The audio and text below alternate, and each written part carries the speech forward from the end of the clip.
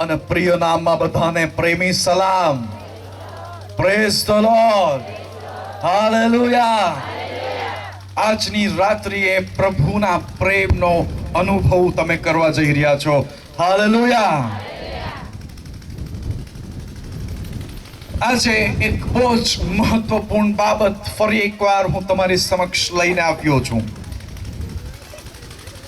આ પૃથ્વી પર શેતાને એક બહુ મોટું ષડયંત્ર રચ્યું છે.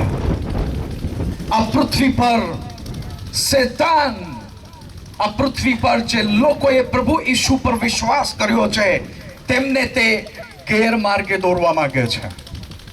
અને વહાલાઓ, આ ષડયંત્ર ને જ્યારે તમે સમજશો અને સાંભળશો તમને આશ્ચર્ય થશે. કેમ કે શેતાન જે રીતે કામ કરે છે એ બાબતને હરેક વ્યક્તિએ સમજવી જોઈએ. પ્રભુ ઈસુએ 2000 વર્ષ પૂર્વે જે બાબત કહી કે તમે સત્યને જાણશો અને સત્ય તમને આઝાદ કરશે. હાલેલુયા. હરેક વ્યક્તિ મારી પાછળ બોલે, સત્યને અમે જાણીશું અને સત્ય અમને આઝાદ કરશે. અને આ ષડયંત્ર વિશે હું તમારી સાથે સૌથી પહેલા વાતચીત કરવા માંગુ છું. થોડા સમયની વાત છે, કદાચ મહિનો અથવા 2 મહિનાની વાત છે. અને જે લોકો પાસે મોબાઈલ છે, જેઓ વોટ્સએપનો યુઝ કરે છે, એમને એક વોટ્સએપ દ્વારા મેસેજ મળ્યો. આ એક બહુ મોટું ષડયંત્ર છે. આ ષડયંત્રની શરૂઆત સાઉથ આફ્રિકાથી થઈ. અને આ ષડયંત્રની અંદર આ પૃથ્વી પરના ખ્રિસ્તી સમાજને એક રીતે ડરાવી દેવામાં આવ્યો. ખ્રિસ્તી સમાજના લોકોના આ સમાજની અંદર એક પ્રકારે ભૂકંપ આવી ગયો એમ કહું તો ખોટું નથી. કેમ કે આ એક સાક્ષી હતી જ્યાં મેસેજ વોટ્સએપ દ્વારા લોકોની અંદર ફેલાવવામાં આવ્યો. અને ખાસ આજે હું એમ કહીશ કે દક્ષિણ ગુજરાતના ઘણા બધા લોકો પાસે આ સંદેશો પહોંચી ચૂક્યો છે. ઘણા બધા લોકો આ બાબતથી વાકેફ બન્યા છે, પણ એની પાછળ ષડયંત્ર છે એ લોકો નથી જાણતા. એ એક જૂઠ અને એક શેતાનની કુયુક્તિ છે એ લોકો નથી જાણતા. અને જાણે કે એ સંદેશો ઈશ્વર તરફથી હોય એમ આજે ચર્ચોની અંદર એને પ્રગટ કરવામાં આવી રહ્યું છે. આખા વિશ્વભરની અંદર આ વાત ફેલાઈ ગઈ છે અને લોકો એક તરફ દુખી છે આ વાત સાંભળ્યા પછી. કેમ? એનું કારણ એ છે કે ઘણા બધા લોકો એવું વિચારવા માંડ્યા છે કે અમને સ્વર્ગમાં સ્થાન મળશે નહીં. ઘણા બધા લોકો એમ વિચારવા માંડ્યા છે કે અમારા જીવનનો અંત એ નરકમાં આવશે. પણ આજે હું તમને આ બાબત સૌથી પહેલા કહેવા માંગુ છું કે આ કઈ બાબત છે. આજથી થોડા દિવસો કે મહિના પહેલા બેનીહિનના સંદર્શન, બેનીહિનનું સપના નામથી એક સંદેશો લોકો મધ્યે ચાલતો થયો. બેનીહિનને બધા ઓળખતા હશે. જ્યારે બેનીહિનનું નામ આવે તો ખાલી નામથી લોકો એમ વિચારવા માંડે કે આ વસ્તુ તો આપણે સ્વીકારવી જ જોઈએ. વહાલાઓ, આજે આ પૃથ્વી પર શેતાનનું જે ષડયંત્ર છે તે છે કે પૃથ્વી પરના જે મોટા નામ છે, જે સેવકોના મોટા નામ છે, તેનો તે ઉપયોગ કરે છે લોકોને ભ્રમમાં નાખવાને માટે. આ સંદેશાની અંદર આ પ્રમાણે લખ્યું હતું. બેનીહિનને 2015ના વર્ષમાં હાર્ટ એટેક આવ્યો. આ વાત ખોટી નથી, સાચી છે. 2015ના વર્ષમાં તેને હાર્ટ એટેક આવ્યો અને તેને દાખલ કરવામાં આવ્યો હોસ્પિટલની અંદર. એના પછી શું થયું? એ સંદેશામાં વોટ્સએપની અંદર આ પ્રમાણે લખ્યું છે કે આ બેનીહિન જ્યારે તેના હાર્ટનું ઓપરેશન થઈ રહ્યું છે એવા સંજોગોમાં તે એક સપનું જોઈ છે અને તે પોતાને સ્વર્ગની અંદર જોઈ છે. એ સ્વર્ગની અંદર એક બહુ મોટો દરવાજો જોઈ છે અને એક બહુ મોટી લાઈન સ્વર્ગના દરવાજાની સામે તેને જોવા મળે છે. બહુ મોટી લાઈન. બધાએ સ્વર્ગની અંદર પ્રવેશ કરવો છે. આખી લાઈન બેઠી છે, ઊભી છે એ દરવાજાની આગળ. અને દરવાજા પાસે તે પ્રભુ ઈસુને જોઈ છે. એની બાજુમાં એક સ્ત્રીને જોઈ છે જે કીબોર્ડ વગાડતી હોય છે. અને વહાલાઓ, બેનીહીન એ સપનું જોઈ રહ્યો છે અને એમ કહે છે કે જ્યારે પ્રભુ ઈસુ જો કોઈ વ્યક્તિને જો તે સ્વર્ગમાં જવા દેવા નથી માંગતો તો તે ઈશારો કરે છે અને એ જે બાઈ છે તે એવું વિચિત્ર મ્યુઝિક વગાડે છે કે દુષ્ટાત્માઓ આવીને એ વ્યક્તિને નરકમાં લઈ જાય છે. અને બેનહીન એમ કહે છે કે એ લાઈનની અંદર મોટે ભાગે ખ્રિસ્તી લોકો ઊભા હતા અને મોટે ભાગે પાસ્ટરો હતા. પણ બેનહીન આગળ એમ કહે છે કે 80% લોકો નરકમાં ગયા. કેટલા? 80%. અને જ્યારે બેનહીનનો પોતાનો વારો આવ્યો ત્યારે પણ પ્રભુ ઈસુ એ તેની તરફ જોયું અને તે નાખુશ દેખાતા હતા. આ સ્ત્રી જે કીબોર્ડ વગાડતી હતી તે તેને ઓળખી ગઈ કે આ તો બેનહીન છે. આખી પૃથ્વી પર તેને બહુ મોટી સભાઓ સંબોધી છે. હજારો લોકો તેના દ્વારા સાજા થયા છે. હજારો લોકોએ પ્રભુ ઈસુ ખ્રિસ્તની ઓળખાણમાં આવ્યા છે. આ વ્યક્તિને તો સ્વર્ગ મળશે જ.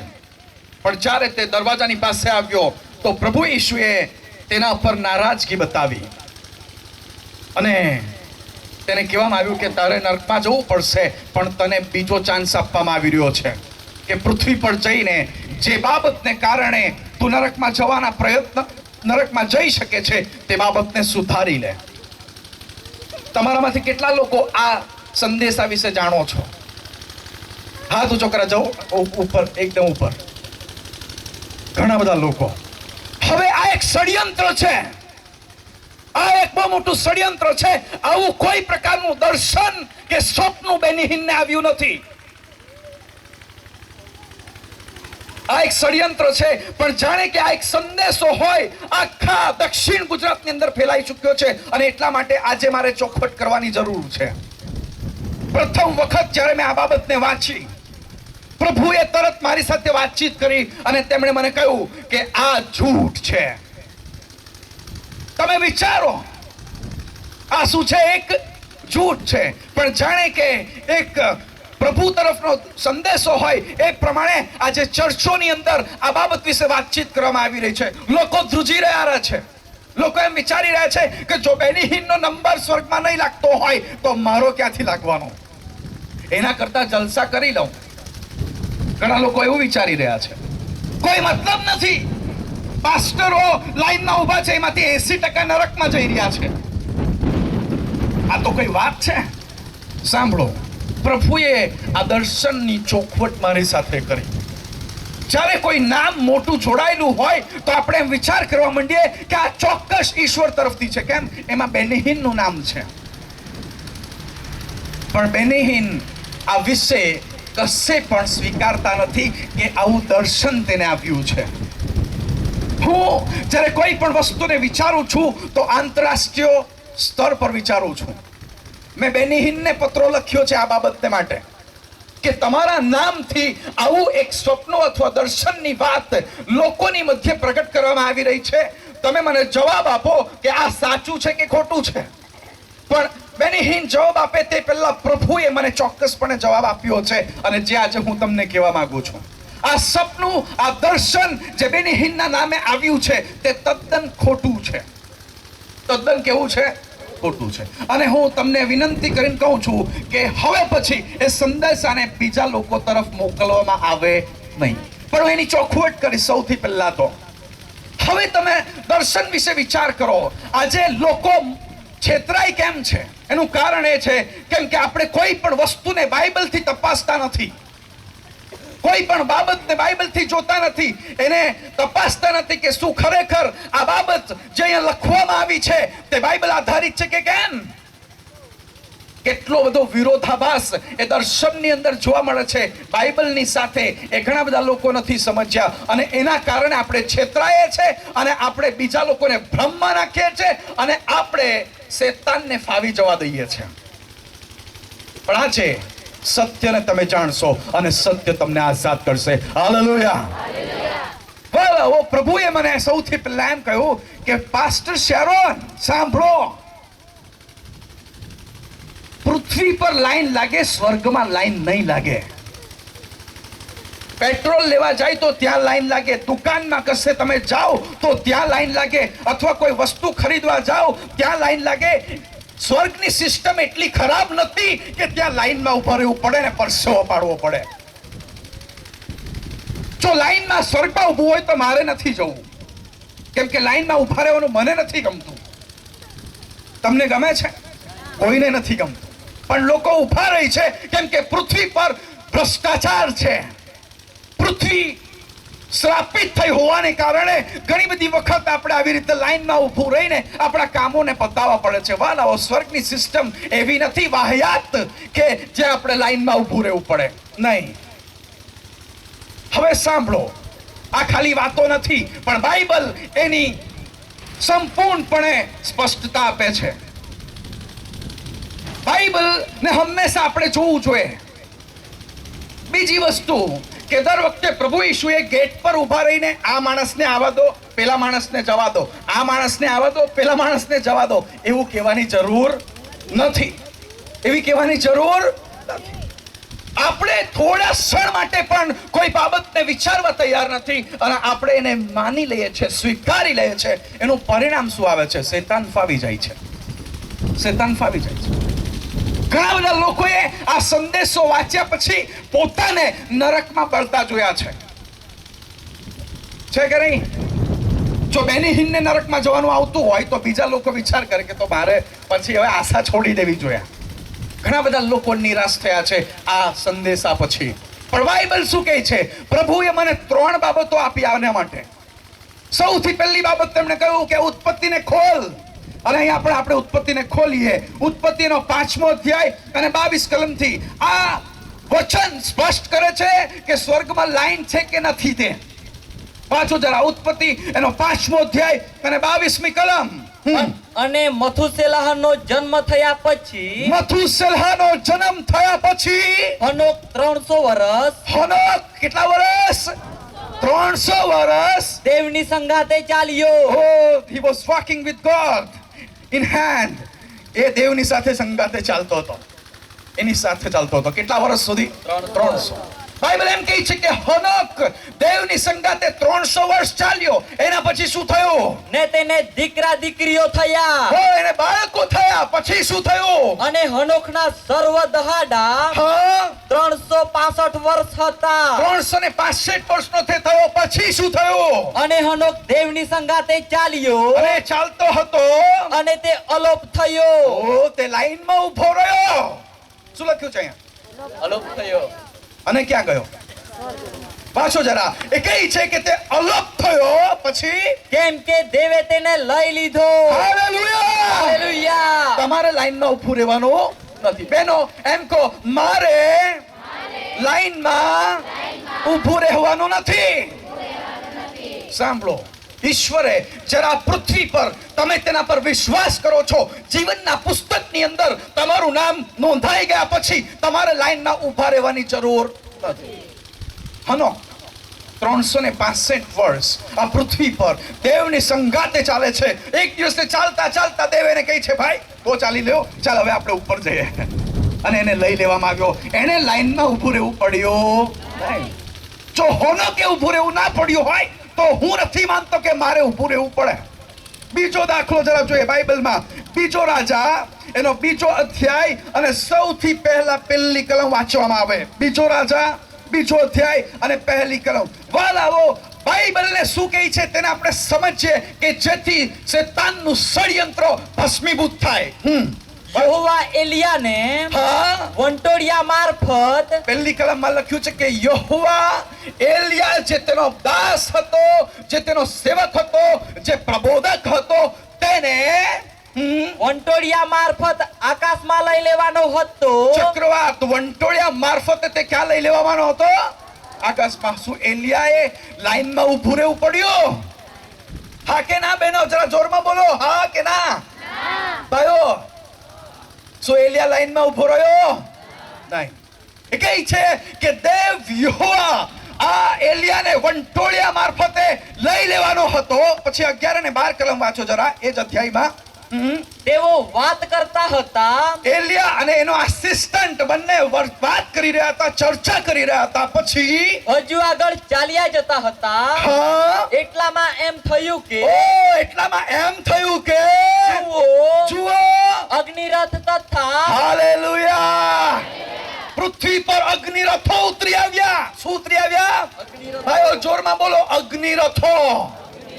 હવે તમે એમ કહી શકો કે શેરોન ભાઈ, એલિયા તો પ્રબોધક હતો એટલા માટે સ્પેશિયલ અગ્નિરથ મોકલ્યા હશે, બરાબર છે. પછી તમે એમ કહી શકો કે 365 વર્ષ હોનોક દેવની સંગાતે ચાલ્યો એટલે એ ઉઠાવી લીધો. પણ થોડી વારમાં તમને ઓર ખ્યાલ આવશે કે ઈશ્વરની વિભિન્ન લોકોને માટે કેવી વ્યવસ્થા છે. અહીંયા કહી છે કે બંને વાત કરી રહ્યા હતા, એટલામાં અગ્નિ ઘોડા આવ્યા. પછી શું થયું આગળ? તથા અગ્નિગોળા દેખાયા. અગ્નિ ઘોડા દેખાયા ને તેઓએ તે બેને જુદા પાડી દીધા. ઓ, તે કહે છે બંનેને જુદા પાડી દીધા. પછી અને એલિયા વંટોળિયામાં થઈને આકાશમાં ચડી ગયો. લાઈનમાં ઉભો રહ્યો. શું લખ્યું છે? વંટોળિયા મારફતે ક્યાં ચડી ગયો? આકાશમાં. શું પ્રભુ ઈશુએ ઈશારો કરવો પડ્યો કે આને જરાક સ્વર્ગમાં લાવો? નો, કદી પણ નહીં, કદી પણ નહીં. વાલાઓ, ષડયંત્રને આપણે સમજવું જોઈએ. પૃથ્વી પર જે સેવકો છે, જે દાસો છે, એના નામથી કોઈ ચાલતી વાતો હોય તો એને સૌથી પહેલા ઈશ્વરના વચનના પ્રકાશની અંદર તપાસવી જોઈએ. અને જો તમે એ પ્રકાશમાં જોશો નહીં તો તમે છેતરાઈ જશો અને રડવા માંડશો. તમારા ઘૂંટણો એકબીજાની સાથે ટકરાવા માંડશે, કેમ કે તમને નરક દેખાશે. એટલા માટે મેં ગઈકાલે કહ્યું હતું કે આવો, બીજાને લઈને આવો, કેમ કે કાલનો સંદેશો તમને સાબિત કરી આપશે કે તમે નરકમાં જશો કે સ્વર્ગમાં જશો. તે દેવ તમારા પક્ષનો છે કે શૈતાનના પક્ષનો છે. આજે આપણે એ બાબતને સમજવાની જરૂર છે. પણ આપણે જ્યારે આ બાબતને નથી સમજતા, સત્યને નથી જાણતા, ત્યારે ચોર ચોરી કરી જાય છે. આપણા આશીર્વાદો આપણી પાસેથી તે ખૂંચવી લે છે, આપણને તે અંધકારની ગર્તામાં નાખી દે છે અને આપણને ટેન્શનમાં નાખી દે છે. અહીં કહી છે કે બંનેને જુદા પાડવામાં આવ્યા. અગ્નિ ઘોડા, અગ્નિ રથો નીચે ઉતરી આવ્યા. પછી શું થયું? વંટોળિયા મારફતે લઈ લેવામાં આવ્યો. પછી આગળ એલિસાએ તે જોયું. અને અહીંયા સાક્ષી હતો. એક બીજો વ્યક્તિ શું હતો? આઈ વિટનેસ. અહીંયા એડવોકેટ છે. એવો જ્યારે જજની સામે કોઈ વાતને લઈ જાય તો એ લોકો જજ એમને પૂછે, ભાઈ કોઈ આઈ વિટનેસ છે? આંખે દેખ્યો, આંખે જોયું હોય એવો કોઈ વ્યક્તિ છે? એ કહે છે કે તેણે પોતાની આંખોથી જોયું. તેણે શું જોયું? જરા આગળ વાંચો. ને તેણે બૂમ પાડી કે તેણે બૂમ પાડી કે મારા બાપ રે, મારા બાપ રે. ઓ મા બા, કેમ કે એનો હવે જે પ્રબોધક હતો તેનાથી છૂટો થઈ રહ્યો હતો. પછી ઇઝરાયલના રથો તથા તેમના સવારો. જ્યારે તે અગ્નિ ઘોડાઓને રથોનો જે કહે છે, ઇઝરાયલના રથો અને તેમના શું કહે છે? સવારો. અહીંયા તમે બહુવચન જોવ છો. બહુવચનનો મતલબ થાય એક નહીં પણ વધારે. એનો મતલબ કે ખાલી એલિયાને લેવા માટે એક નહીં પણ કઈ કેટલી સંખ્યાની અંદર એ અગ્નિ ઘોડાને રથો અને સવારો આ પૃથ્વી પર ઉતરી પડ્યા હતા. કેમ કે આજે તે પોતાના ઘરે જઈ રહ્યો હતો, તે પોતાના પ્રભુની પાસે જઈ રહ્યો હતો. અને એટલા માટે વાલાઓ એ કહે છે કે અગ્નિ ઘોડા, અગ્નિ રથો, તેના સવારો કહે છે ઇઝરાયલના સવારો. પછી શું લખ્યું છે? પૂરી થઈ કલમ. તો કહે છે કે અહીંયા આપણે જોઈએ છે કે નહીં તો એલિયા લાઈનમાં ઉભો રહી છે, નહીં તો ઓનોક. અને ત્રીજું તો તમે કહેશો કે આ તો બહુ મોટા માણસો થઈ ગયા. ઠીક છે યાર, એ લોકોને લઈ જાય એવું બને, પણ મને તો જાતે ચાલતા જવું પડશે એવું બને છે. કદાચ તમે એવું વિચારો, તમે મારી સાથે એવો વિવાદ કરી શકો કે શેરોનભાઈ, આ તો બિચારો પ્રબોધક હતો અને પેલો 300 વર્ષથી ચાલતો હતો, અમારું તો કઈ ઠેકાણું નથી, આજે ચાલીએ ને સાંજે ખબર નહીં. પણ સાંભળો, હવે હું તમને કંઈક બીજું કહી રહ્યો છું. લુક એનો 16મો અધ્યાય અને 20મી કલમ. લુક એનો 16મો અધ્યાય અને એની 20મી કલમને જરા આપણે વાંચીએ. 20 થી 22 સુધી જરા વાંચશો. લાજરસ નામે એક ભિખારી. ઓહ, આપણે ભિખારીને આપણા ઘરના ઓટલા પર બેસીને ભીખ માંગવા દઈએ કે બેનો? હા કા નહીં? વાહી આવડે માનોગા, વધારે નહીં. અહીંયા આપણે જોઈએ છે કે એક ભિખારી છે. એ શું છે? ભિખારી છે. બાઇબલ એના વિશે શું કહે છે? પ્રભુ ઈશુએ આખરે ભિખારીનો કેમ દાખલો આપ્યો? તે ચાહતો હતો કે આપણે કંઈક સમજીએ, આપણે કંઈક જાણીએ કે જેથી આપણે શૈતાનથી ન છેતરાય. ભિખારી અહીંયા આવે છે, પછી શું કહે છે આગળ જરા? જેને આખે શરીરે ફોલ્લા હતા. બીમાર હતો. કેવો હતો? બીમાર. આખે શરીરે તેને ફોલ્લા હતા, માથાના તાલકાથી લઈને પગના તળિયા સુધી તેને ફોલ્લા હતા. પછી તે તેના દરવાજા આગળ પડેલો હતો. એક ધનવાન વ્યક્તિ રહેતો હતો, તેના દરવાજાની આગળ ગેટ પાસે તે પડી રહેતો હતો. પછી શ્રીમંતની મેજ પરથી પડેલા કકડા વડે તે પેટ ભરવા જાતો હતો. જે એઠવાડ ઘરમાંથી બહાર ફેંકી દેવામાં આવતું હતું, તે કચરા પેટીના ડબ્બાને ખોલીને એ એઠવાડ તે ખાતો હતો, પોતાનું પેટ ભરતો હતો. પછી વળી કૂતરા પણ આવીને, અને કૂતરા, તમે વિચારો આનાથી વધારે દુર્દશા કોની હોય? આનાથી વધારે દુર્દશા કોની હોય? આજ દિન સુધી કદાચ કૂતરાએ તમને ચાટ્યો નહીં હોય, બરાબર છે? પણ અહીંયા તમે જોવો છો, એક વ્યક્તિ એ ભિખારીની હાલતમાં જીવી રહ્યો છે. એટલું જ નહીં, પણ તેના માથાના તાલકાથી લઈને પગના તળિયા સુધી બીમારી છે, ફુલ્લા છે, અને છેલ્લે હજુ એટલું ઓછું હોય તેમ કૂતરા પણ આવીને શું કરે છે? ચાટે છે. કૂતરા પણ ચાટે છે. તમે વિચારો, એ માણસ કૂતરાને હાડ એમ પણ કહી શકતો નથી, એને હટાવી શકતો નથી. કદાચ એને પ્રેમ મળતો હશે એવું લાગતું હોય, કેમ કે માણસ તો કોઈ સ્પર્શ કરવા તૈયાર નહીં હતો. કોણ માથા પર હાથ મૂકે આમ કરીને? એને કોણ પાટાળે? ભિખારી છે, એના માથાના તાલકાથી લઈને પગના તળિયા સુધી ફુલ્લા છે. કોણ એને હાથ લગાવે? કોઈ નહીં.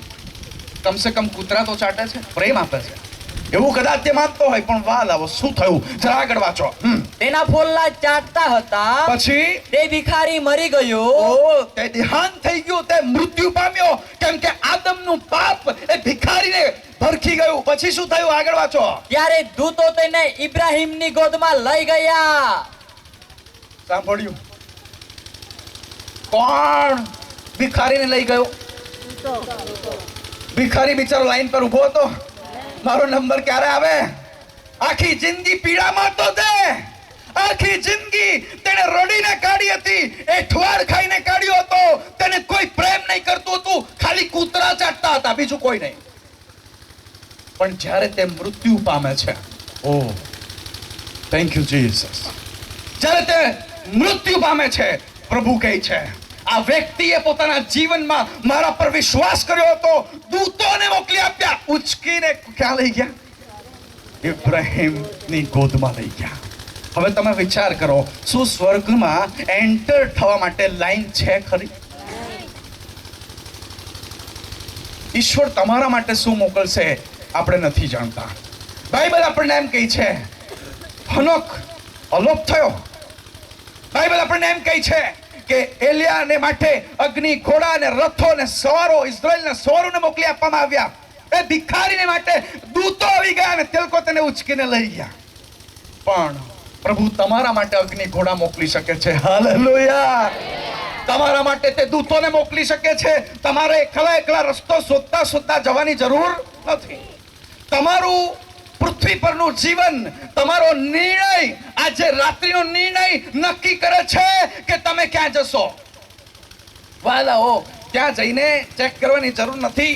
પ્રભુ ઈશ્વરના ઈશારાની રાહની જરૂર નથી. માણસનું નક્કી થઈ જાય છે આ પૃથ્વી પરથી જ. જરા વાંચો યોહાન એનો 3 અધ્યાય અને એની 17મી કલમ. યોહાન એનો 3 અધ્યાય અને એની 17મી કલમને જરા વાંચવામાં આવે. કેમ કે જગતનો ન્યાય કરવા સારું નહીં.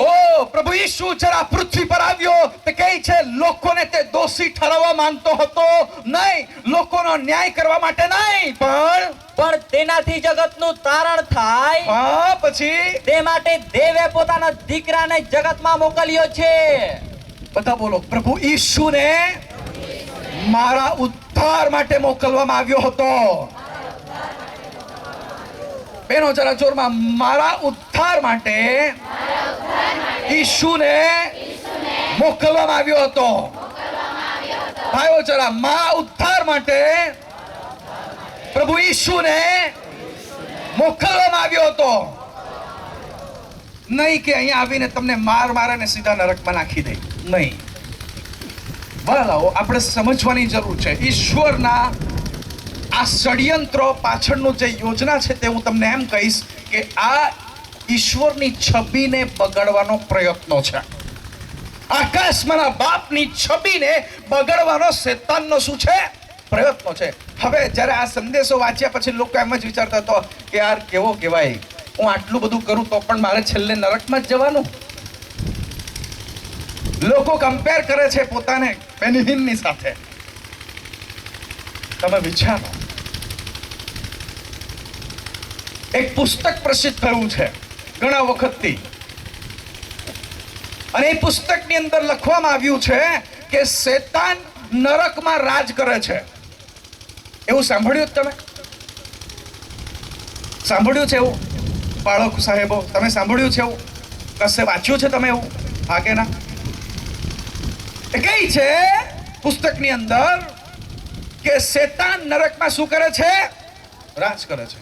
એટલા માટે ઘણા લોકો પૃથ્વી પર, નાસ્તિકો પણ એમ કહે છે કે ભાઈ ઉપર દેવ પાસે જઈએ ને એની સેવા કરીએ એના કરતા નરકમાં રાજ કરીશું. આ એક કલ્પના છે. પણ આ પૃથ્વી પર અને ભારત દેશના એક નામી પ્રભુના સેવક, જેને હું માન આપું છું, પણ તેમના દ્વારા લખાયેલા પુસ્તકની અંદર લખવામાં આવ્યું છે કે શેતાન નરકમાં રાજ કરે છે. સૌથી પહેલી ચોખવટ મારે કરવી છે કે શેતાન અત્યારે નરકમાં નથી, અને શેતાન નરકમાં રાજ કરશે નહીં. કેમ? કેમ કે પાસ્ટર શેરોન કહે એટલા માટે નહીં, બાઇબલ કહે એટલા માટે. જરા વાંચો પ્રકટીકરણ એનો 20મો અધ્યાય અને એની 10મી કલમ. પ્રકટીકરણ એનો 20મો અધ્યાય અને એની 10મી કલમ જરા વાંચવામાં આવે. અને તેઓને ભમાવનાર, તેઓને શું કરનાર? આખા પૃથ્વી પર લોકોને ભમાવવાનું કામ શેતાનનું છે. તેણે કોન્ટ્રાક્ટ લીધેલો છે. કઈ છે કે બધાને ભમાવનાર. પછી શેતાનને તે, કોને? બધા બોલો, શેતાનને. આજે કદાચ નાસ્તો નથી કર્યો એવું લાગે છે કોએ. ફરીથી વાંચો જરા. અને તેઓને ભમાવનાર, શેતાનને તે અગ્નિ તથા ગંધકની ખાઈમાં, શેતાનને ક્યાં નાખવામાં આવશે? અગ્નિ તથા ગંધકની ખાઈમાં, જ્યાં સ્વાપદ તથા જૂઠો પ્રબોધક છે. જો ગઈકાલનું તમને યાદ હોય તો મેં ગઈકાલે કહ્યું હતું કે પિતા, પુત્ર ને પવિત્ર આત્મા હોય એ જ પ્રમાણે શેતાન પણ કામ કરે છે.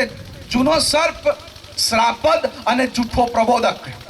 અહીંયા લખ્યું છે કે શેતાન જે લુસિફર છે, જૂનો સર્પ છે, એને અગ્નિની ગંધક એટલે કે નરકની અંદર જ્યાં શ્રાપદ પહેલેથી છે, જ્યાં જૂઠો પ્રબોધક પહેલેથી છે, ત્યાં તેને શું કરવામાં આવશે? ત્યાં નાખી દેવામાં આવ્યો. ત્યાં નાખી દેવામાં આવ્યો. પછી શું થયું? આગળ વાંચો. ત્યાં તેઓ રાત દહાડો, ત્યાં એટલે કે જે જગ્યામાં તેમને નાખી દેવામાં આવ્યા, કોને? શેતાનને, શ્રાપદને, જૂઠા પ્રબોધકને, તેમને ત્યાં તેમને રાત દહાડો એટલે કે 24 કલાક, સદા સર્વકાળ, હંમેશા માટે વેદના ભોગવશે. શું ભોગવશે? બધા બોલો, વેદના ભોગવશે. કોણ વેદના ભોગવશે? તો શેતાન રાજ કરી શકે? રાજ કરે તો વેદના થોડી હોય. તમે ઘણી બધી પુસ્તિકાઓ વાંચો છો, આફ્રિકામાંથી આવે છે, અમેરિકામાંથી આવે છે, લોકોને દર્શન થઈ જાય છે, નરક દેખાઈ જાય છે, અને એ લોકો એમ જોઈ છે કે દુષ્ટાત્માઓ જે માણસો મરીને નરકમાં ગયા છે તેમને સળિયા ગોચી રહ્યા છે. દુષ્ટાત્માઓને હક નથી કોઈને હેરાન કરવાની. એ લોકો પોતે ત્યાં રડશે, દાંત પીસશે. વાલાઓ, આપણે સમજવું પડશે, કોઈ આપણું ઇનામ છીનવી ન લે, કોઈ આપણને છેતરી ન જાય, માટે આપણે શું કરવું પડશે? સમજવું પડશે. એટલા માટે આજે આ સમયે મેં તમને શરૂઆતમાં આ ચોખવટ એટલા માટે કરી કે જેથી તમારો વિશ્વાસ એ પ્રભુ ઈસુ પર વધી જાય અને શેતાનની કુયુક્તિ ભસ્મીભૂત થાય. હાલેલુયા! આજે આ સત્યને તમે જાણ્યું છે. અત્યાર સુધી કદાચ તમે ભયમાં રહ્યા હોય, એ મેસેજને વાંચ્યા પછી મારું શું થશે? નરકમાં જઈશ કે સ્વર્ગમાં જઈશ? પણ આપણે યોહાન 3 અને 17 વાંચતા હતા, અને ત્યાં જરા વાંચી લઈએ કે પ્રભુ ઈસુ આ જગતમાં લોકોને ઉદ્ધાર આપવા માટે આવ્યો, ન્યાય કરવા માટે નહીં. પછી શું થયું? જરા આગળ વાંચી લો. તેના પર જે વિશ્વાસ કરે છે સાંભળો, બહુ સ્પષ્ટ ભાષામાં છે. તેના પર એટલે કે પ્રભુ ઈસુ પર જે પણ કોઈ વ્યક્તિ વિશ્વાસ કરે છે તે અપરાધી ઠરતો નથી. શું નથી ઠરતો? જો અપરાધી ન ઠરે તો તેને નરકમાં પણ નાખવામાં ન આવે. વાલાઓ, પૂરતું છે કે તમે પ્રભુ ઈસુ પર વિશ્વાસ કરો. એનું પરિણામ એક જ છે કે તમારે સ્વર્ગના દરવાજાની આગળ લાઈનમાં ઊભું રહેવું પડશે નહીં. એ કઈ છે, જો તમે પ્રભુ ઈસુ પર વિશ્વાસ કરો છો તો તમે અપરાધી ઠરતા નથી. એનો મતલબ કે સ્વર્ગમાં તમારી જગા નક્કી છે. સિક્કો મારી દીધો. પછી શું કહે છે જરા આગળ વાંચો. પણ જે વિશ્વાસ નથી કરતો પણ નરકમાં કોણ જશે? નરકમાં એ જશે કે જે શું નથી કરતો? વિશ્વાસ. કોના પર? પાસ્ટર શેરોન પર નહીં, પ્રભુ ઈસુ પર. જે પ્રભુ ઈસુ પર વિશ્વાસ નથી કરતો તેના માટે સ્ટેમ્પ લાગી ગયું છે. એના માટે જગા નક્કી થઈ ગઈ છે. એનું અંતિમ મુકામ નક્કી થઈ ગયું છે. તે કહે છે તે મળશે એ જ ઘડીએ સીધો ક્યાં જશે? નરક. એ કહે છે જે વિશ્વાસ કરતો નથી તે અપરાધી ઠરી ચૂક્યો છે. ભૂતકાળ થઈ ગયું છે એટલે ભૂતકાળ થઈ ગયું. તમે વિચારો, આજે આવા ષડયંત્ર પૃથ્વી પર ચાલી રહ્યા છે અને જો તમારે એ ષડયંત્રથી બચવું હોય તો એક જ રસ્તો છે કે તમારે આ સત્યને જાણવું પડશે. અને જો તમે આ સત્યને નહીં જાણો તો વાલાઓ, એ શેતાન તમારા ઇનામોને છીનવી લેશે. એ શેતાન તમારા ઇનામોને છીનવી લેશે, તમને નુકસાન પહોંચાડશે. અને એટલા માટે કદાચ આટલી બાબતથી તમને ખ્યાલ આવી ગયો હશે કે હવે પછી કોઈ પણ વાત જ્યારે સાંભળવામાં આવે તો સૌથી પહેલા બાઇબલ શું કહે છે તે આપણે ચકાસવું જોઈએ. નહીં કે રડવાનું ચાલુ કરી દઈએ. બાઇબલ શું કહે છે એને આપણે શું કરવું પડશે? ચકાસવું પડશે. તમે વિચારો, અત્યાર સુધી તમે એ સંદેશો સાંભળ્યા પછી તમારા મનમાં શું ચાલતું છે? આજે એ દુષ્ટાત્મા નીકળી ગયો છે. ડરનો દુષ્ટાત્મા શું કર્યો છે? નીકળી ગયો. હવે આપણે હલકા થઈ ગયા છે કે નહીં, હજુ મારો વારો નરકમાં નથી. તમને ખબર છે કે જો તમે પ્રભુ ઈસુ પર વિશ્વાસ કર્યો છે તો તમે અપરાધી ઠરવાના નથી. આજે હું તમારી સાથે બાઇબલનો એક એવો અધ્યાય કે જેની અંદર તમારા જીવનની સફળતા સમાયેલી છે તે અધ્યાય વિશે વાતચીત કરવા જઈ રહ્યો છું. એને આપણે ખોલીએ. અધ્યાયની શરૂઆત થતા જ તે એમ કહે છે, આજે હું તમને 3 સૂત્રો આપવા માંગુ છું. કેટલા સૂત્રો? 3. સૌથી પહેલો સૂત્રો છે કોઈ દંડાજ્ઞા નહીં. બધા મારી સાથે બોલો, કોઈ દંડ નહીં. દંડ કોને થાય? જે માણસ ભૂલ કરે એને શું થાય? દંડ. હવે અહીંયા કયો વ્યક્તિ એવો છે કે જેને ભૂલ નથી કરી? બાઇબલ એમ કહે છે કે સગળાએ પાપ કર્યું છે અને સગળા દેવના મહિમા વિશે કેવા છે? અધૂરા છે. આપણે બધા અધૂરા છે. આપણે બધા જ પાપી છીએ. આપણને બધાને જ પ્રભુ ઈસુની જરૂર છે. પણ બાઇબલનો સિદ્ધાંત, બાઇબલનો નિયમ એવો છે કે જે પણ કોઈ પ્રભુ ઈસુ પર વિશ્વાસ કરે છે તેને જીવન મળે છે. હાલેલુયા. એટલા માટે આ અધ્યાય શરૂ થતા જ એમ કહે છે, રૂમી એનો 8મો અધ્યાય અને એની પહેલી કલમ. વાલાઓ, આપણે સત્યને સમજીએ. જરા વાંચો રૂમી 8 અને 1. એ માટે જેવો ખ્રિસ્ત ઈસુમાં છે, જેવો શેમાં છે? ભાઈઓ જરા જોરમાં બોલો, શેમાં છે? ખ્રિસ્ત ઈસુમાં. ખ્રિસ્ત ઈસુમાં એમ લખ્યું છે. તમે ઘરમાં હોવ અને બહાર હોવ, ફરક પડે. ફરક પડે કે નહીં પડે? પડે ને. એ જ પ્રમાણે બાઇબલ એમ કહે છે કે જે લોકો પ્રભુ ઈસુ ખ્રિસ્તની અંદર છે, એનો મતલબ અંદર હોવું એટલે શું? જે લોકોએ પોતાનું જીવન તેને સમર્પિત કર્યું છે. એટલા માટે ગઈકાલે અમે અહીંથી પ્રાર્થના કરતા લોકોને આહવાન કર્યું કે અહીંયા આગળ આવી જાઓ. એ શરમની વાત નથી, એ જીવન મેળવવાની વાત છે. એમાં આપણે લાંછન કે શરમ અનુભવી જોઈએ નહીં. આપણા જીવનોને પ્રભુને સમર્પિત કરતા બિલકુલ પણ અટકવું જોઈએ નહીં, કેમ કે એ જીવનની વાત છે. અહીંયા કહે છે જે લોકો ખ્રિસ્ત ઈસુમાં છે તેમને હવે પછી એટલે કે ભવિષ્ય. શું કહે છે? ભવિષ્ય. આપણે રોજ આવા તેવા મેસેજો વાંચીને આપણા ભવિષ્ય પર ચિંતા પ્રગટ કરીએ છીએ, આપણા ભવિષ્ય પર અવિશ્વાસ પ્રગટ કરીએ છીએ. એ સંદેશો વાંચ્યા પછી ઘણા લોકો એ વિચાર કરી લીધો, મારું શું થશે? લોકોએ વિચાર કરી લીધો હતો કે હવે તો મારે કંઈ વધારે મહેનત કરવી પડશે તો સ્વર્ગમાં જવાશે. સાંભળો, ઈશ્વરનો પ્રેમ આપણને આપણા જીવનમાં ઓર વધારે મોટી ક્રાંતિ લાવે છે, તેના કામ કરવાને માટે, તેની ઈચ્છા પ્રમાણે જીવાને માટે. પણ વાલાઓ, જ્યારે આપણે સત્યને નથી જાણતા ત્યારે શેતાન આવીને છેતરે છે. એ કહે છે જે લોકો ખ્રિસ્ત ઈસુમાં છે તેમને હવે પછી દંડાજ્ઞા નથી, કોઈ દંડ નહીં. જો પ્રભુ ઈસુ પર તમે વિશ્વાસ કર્યો છે તો તમને દંડ લાગશે નહીં. હવે તમને ખબર છે દંડ એટલે શું? આપણે કાયદાનું ઉલ્લંઘન કરીએ તો શું લાગે? દંડ લાગે. હવે કાયદાનું ઉલ્લંઘન થયું, માનવ જાતિએ કાયદાનું શું કર્યું? ઉલ્લંઘન કર્યું. માનવ જાતિએ કાયદાનું ઉલ્લંઘન કર્યું એટલે કે આદમ અને હવાએ કાયદાનું ઉલ્લંઘન કર્યું. તેમણે ઈશ્વરનો પહેલો કાયદો નહીં પાડ્યો, ખાલી વસ્તી વધારવાનો કાયદો પાડ્યો, પણ બીજો કાયદો તેમણે પાડ્યો નહીં. ઈશ્વરે તેમને કહ્યું કે આ જે વચ્ચે ઝાડ છે એનું ફળ તમારે ખાવું નહીં. પણ શું થયું? તેમણે ખાઈ લીધું અને દંડ સ્વરૂપે મૃત્યુ તેમને મળ્યું. શું મળ્યું? પણ હવે તમે વિચાર કરો કે આ મૃત્યુથી પણ પ્રભુ ઈશુ આપણને આઝાદ કરે છે. પ્રભુ ઈશુ એમ કહે છે કે પુનરુત્થાન તથા જીવન હું છું. જે પણ કોઈ મારા પર વિશ્વાસ કરે છે તે જો કે મરી જાય તો પણ તેને હું શું કરીશ? જીવતો કરીશ. એટલે ઈશ્વરે તમારાથી મૃત્યુને પણ અલગ કર્યું છે. વિશ્વાસી વ્યક્તિ મરતો નથી. બધા બોલો, વિશ્વાસી વ્યક્તિ મરતો નથી. તમે એમ કહી શકો કે શરણભાઈ આ મેસેજ પતે પછી મારી સાથે આવજો, કબર બતાવીશ. પણ વાલાઓ, જ્યારે તમે કબ્રસ્તાન પર જાઓ છો અને પાદરી જ્યારે એક વિશ્વાસી વ્યક્તિની દફન ક્રિયા કરે છે ત્યારે તમે સાંભળ્યું હોય કે એ શું થયો છે? ઊંઘી ગયો છે. વિશ્વાસી વ્યક્તિને મરેલો નથી કહેતા, ઊંઘેલો કહે છે. અને તે અલાર્મની રાહ જોઈ છે, એટલે કે રણસિંગડાના અવાજની. જ્યારે તેને શું કરવામાં આવે છે? ઉઠાડવામાં આવે છે. તમે વિચારો કે જે ખ્રિસ્ત ઈસુની અંદર છે તેને હવે પછી દંડ આજ્ઞા નથી. અને મેં તમને કહ્યું કે મૃત્યુ, તો વાલાઓ, મૃત્યુ તમારાથી કેવી રીતે દૂર કરવામાં આવ્યું એ પ્રશ્ન પૂછવો જોઈએ. તો તમને ખ્યાલ આવશે કે પ્રભુએ તમારા પર કેટલી દયા કરી છે, તમારા પર કેટલી કરુણા કરી છે. જરા વાંચો રૂમી એનો 8મો અધ્યાય 3 અને 4 કલમ. રૂમી એનો 8મો અધ્યાય 3 અને 4 કલમ. વાલાઓ, જે વસ્તુ, જે બાબત તમારાથી નહીં થઈ, મારાથી નહીં થઈ, આદમથી નહીં થઈ, મૂસાથી નહીં થઈ, ઇબ્રાહીમથી નહીં થઈ, 12 શિષ્યોથી નહીં થઈ, તે પોતે પ્રભુએ આપણા માટે કર્યું છે.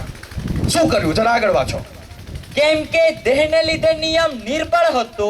આ તમે શેમાં છો? દેહમાં છો. શેમાં છો? એ કહે છે કે દેહના કારણે નિયમ નિર્બળ હતો. નિયમનું કામ હતું જીવન આપવાનું. બરાબર છે? મૂસાને નિયમ એટલા માટે આપવામાં આવ્યા કે નિયમ દ્વારા માણસને શું મળે? જીવન. પણ શું થયું ખબર? નિયમ તોડી નાખ્યા. પરિણામ શું થયું? જે નિયમ માણસને જીવન આપવા જોઈતા હતા એ જ નિયમ માણસને મોત આપે છે. કેમ કે તમે કાયદો તોડો એટલે તમને દંડ થાય, અને એક જ દંડ છે મૃત્યુ. એક જ દંડ છે. શું છે? મૃત્યુ. હવે અહીં આપણે જોઈએ છે કે જે આ શરીરને મેળ પડે એવું ન હતું, એનાથી થાય એવું ન હતું, એટલા માટે ઈશ્વરે યોજના બનાવી તેને પ્રભુ ઈસુ ખ્રિસ્તને આ જગતમાં મોકલ્યો. અને તેને શું કર્યું? વાંચો. તેથી જે કામ તેને અશક્ય હતું, એટલે કે તમને અને મને જે કામ અશક્ય હતું, જે આજ્ઞાઓ આપણે પાડી શક્યા નહીં, એટલા માટે તે દેવે કર્યું. ઓ હાલેલુયા! તમારા વતી કોણે કામ કર્યું? દેવે. એટલે ક્રૂસ પર પ્રભુ ઈસુ મૃત્યુ પામ્યા. એ કોના વતી મરી ગયા? આપણા વતી મરી ગયા. તે મૃત્યુ પામે છે એટલા માટે આપણું મૃત્યુ કેન્સલ થાય છે. શું થાય છે? કેન્સલ. તમે કહેશો કે હજુ મરવાનું તો ચાલુ જ છે, પણ મેં તમને ચોખવટ કરી કે એ તો મોત નથી, એ તો શું છે? ઊંઘ છે. વાલાઓ, તમારું અને મારું મૃત્યુ નાબૂદ થયું છે. હવે સાંભળો, અહીં આપણે જોઈએ છે કે પ્રભુ ઈસુ આપણા પર દંડાજ્ઞા નથી ફરમાવતા, કેમ કે આપણે તેની અંદર છે. એનું સૌથી પહેલું કારણ એ છે કે તેણે પોતે આપણા વતી શ્રાપિત થઈને એ આડાને ઊભા લાકડા પર પોતાનું બલિદાન આપ્યું, અને એટલા માટે વાલાઓ આપણને દંડ લાગતો નથી. દંડની સજા શું છે? મૃત્યુ. તમે ઘણી બધી વખત સાંભળ્યું હશે પાપનો મુસારો શું છે? તો આપણે તો બધા પાપી છે, મરવા જ જોઈએ. પણ આપણે મરતા નથી. એનું કારણ શું છે? આપણા વતી કોણ મૃત્યુ પામે છે? પ્રભુ ઈસુ. બધા બોલો, પ્રભુ ઈસુ. પ્રભુ ઈસુ આપણા વતી મૃત્યુ પામે છે, માટે આપણે મરતા નથી. એટલા માટે આપણને કોઈ દંડાજ્ઞા નથી. તમારે આ સૂત્રો યાદ રાખવું જોઈએ. હવે પછી કોઈ દંડ નહીં. આ પહેલું સૂત્રો છે.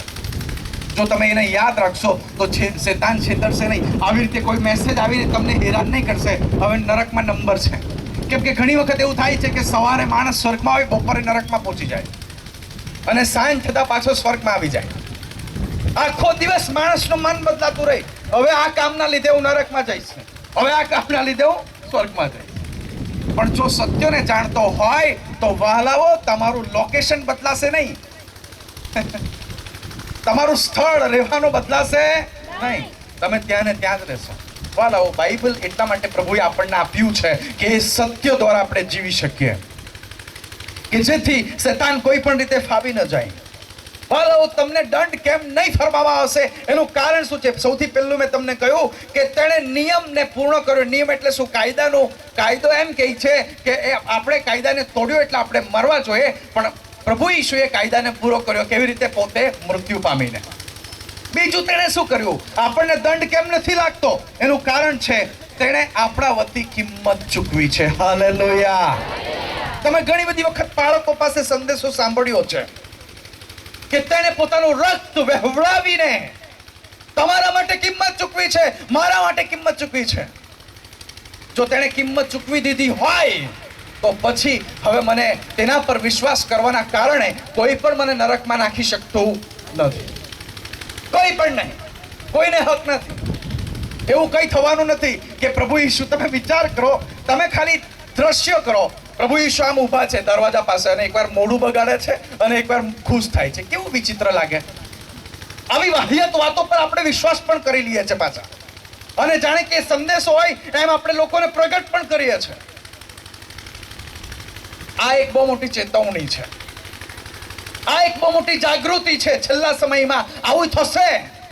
છેલ્લા સમયમાં આ પૃથ્વી પર જે મોટા નામો છે તેમનો ઉપયોગ શેતાન કરશે અને લોકોને ભ્રમમાં નાખશે, લોકોને ખોટા સમાચાર આપશે, અફવાઓ ફેલાવશે. પ્રભુ ઈસુ ખ્રિસ્તે કહ્યું કે છેલ્લા સમયની અંદર આ પૃથ્વી પર અફવાઓ ચાલશે, ઘણા બધા પ્રકારની. પણ જો આપણે જાગૃત નથી તો આપણને છેતરી નાખવામાં આવશે. પ્રભુ ઈશુએ આપણી કિંમત ચૂકવી છે. હું તમને એક સવાલ પૂછું.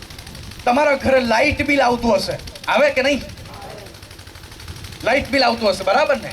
હવે જો લાઇટ બિલ ભરી દો, તમે શું કરો? ભરી દો. ભરી દો પછી ચિંતા થાય?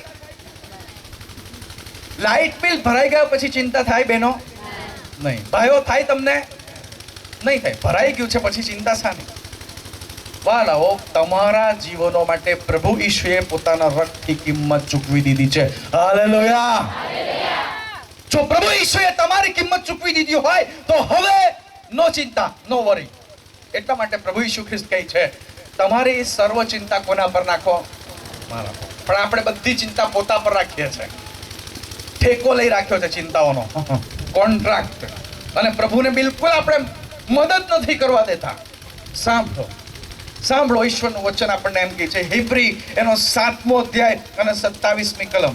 હેબ્રી એનો 7મો અધ્યાય અને 27મી કલમ. ગઈકાલનો સંદેશ કદાચ તમને અઘરો પડ્યો હશે, પણ એમાં તમારે એટલી જ વસ્તુ યાદ રાખવાની છે કે ઈશ્વરની યોજના 7 દિવસની છે. કેટલા દિવસની? 7 દિવસની. 6 દિવસ પૂરા થવાની તૈયારી છે, 7મો દિવસ ચાલુ થશે અને આપણે ગગનમાં પ્રભુ